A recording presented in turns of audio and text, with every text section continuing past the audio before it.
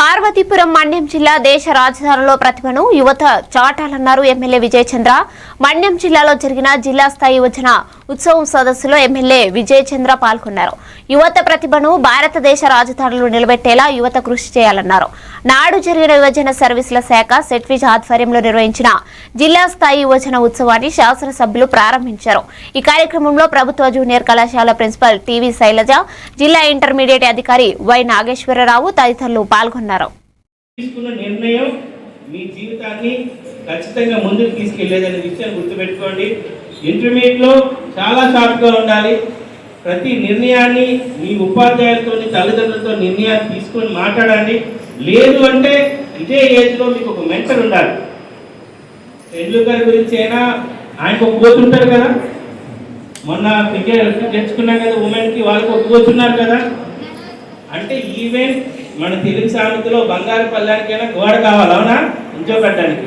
మీలో ఎంత గొప్ప టాలెంట్ ఉన్నా కానీ మీకు ఒక మెంటర్ కావాలి.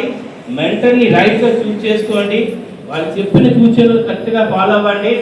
మీరు బాగుంటే మీకు ఏదో వస్తే మాకు వస్తుందని కాదు. నాకున్నది ఎప్పుడు ఒకటే, ప్రైడ్ పార్వతీపురం.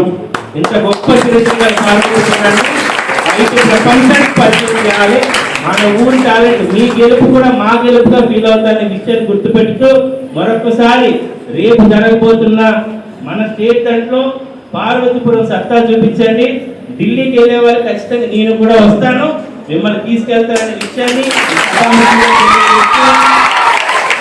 ఈరోజు ఎవరెవరైతే ఏ కాంపిటీషన్ లో పాల్గొబోతున్నారో అందరికీ ఆల్ ద బెస్ట్ చెప్తున్నాను.